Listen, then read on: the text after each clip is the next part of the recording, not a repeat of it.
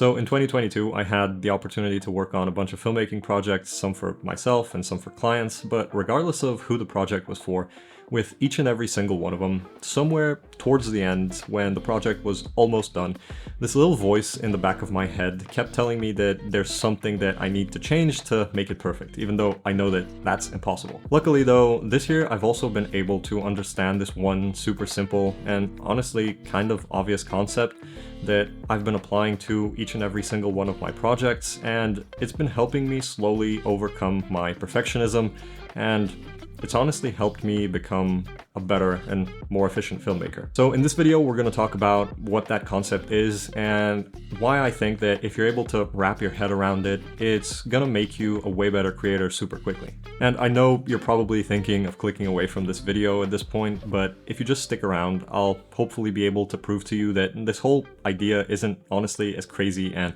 unbelievable as it sounds. So because I don't want to waste your time, this magical concept that I'm talking about is the fact that as a creator, most of the time, the work you make is meant for the average regular person. And I know that sounds kind of weird, but just bear with me. I'm gonna try to explain what I mean. When I say average or regular, I'm not trying to be like mean and insult anyone or devalue them. It's more about understanding the way that different people are going to look at your creative work. So imagine you're creating a film that you're going to be submitting to a contest or a film festival, and chances are your film is going to land in front of a jury of people who might be industry professionals. And the job those people have is to look at your work along with everyone else's and then judge it based on absolutely every element of the entire thing.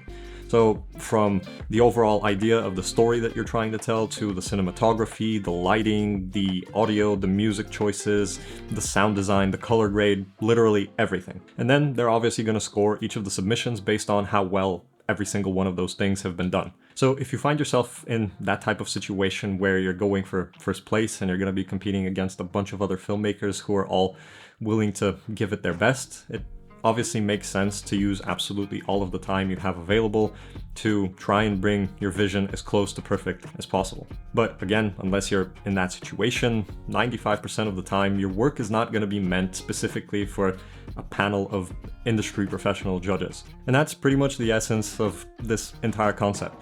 Most of the time, the work that you share is going to be seen by the general public, people who don't have it as their job to sit there and pick apart absolutely everything that you've created and take away points based on any mistakes that you might have made. It'll be average people who might find your work while they're just like scrolling through social media, or if they intentionally click on something you've made, it's probably going to be because they just want to be entertained or try to learn something. And this is even true if you're working with brands, because the people in the marketing department that you end up sending the final version of your video or your photo to aren't gonna look for technical perfection as long as nothing stands out as being an obvious mistake, and instead they're just gonna care about whether or not what you've created paints their brand in the best possible light. So by saying all of this, I'm not trying to convince you to let the overall quality of your work just start dropping and to not care about it at all. What I'm saying is that understanding who your work is meant for can be really useful in allowing you to kind of tell apart the moments when you need to be going for perfect and when you need to be going for good enough. So some of you might have noticed that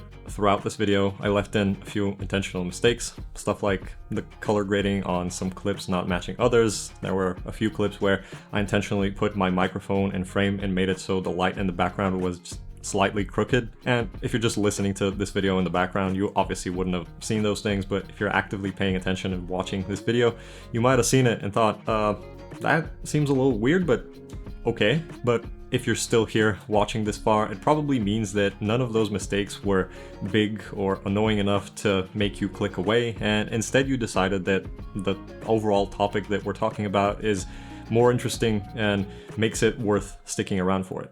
And if that's the case, thank you for sticking around and still watching. I appreciate it. So I hope that last part was useful in illustrating the point that I'm trying to make. Think about it.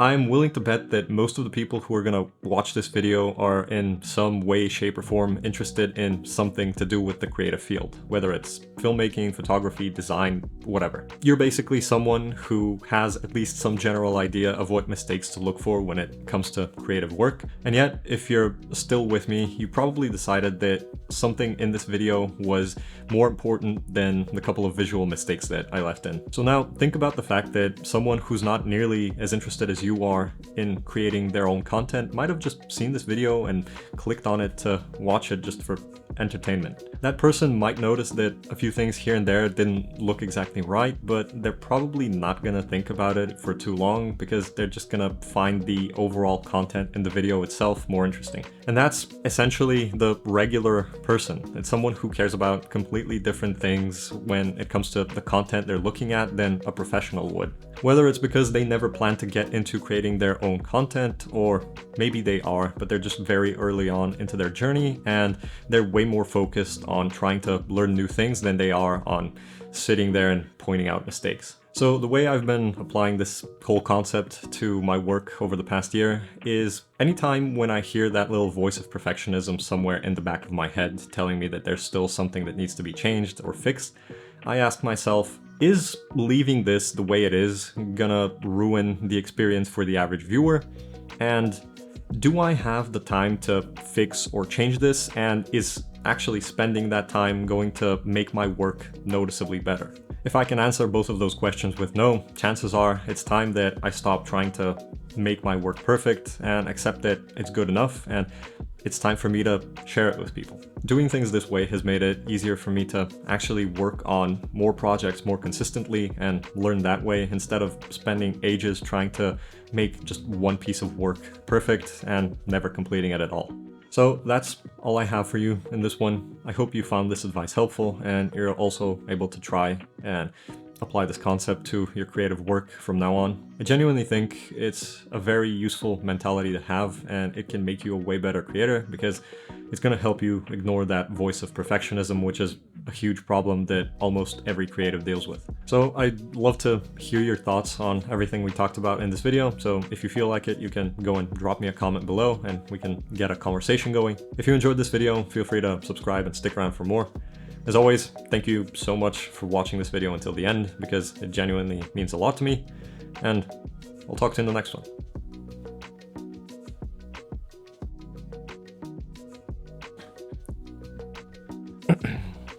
This is going to be very annoying to look at, but it's for a good cause.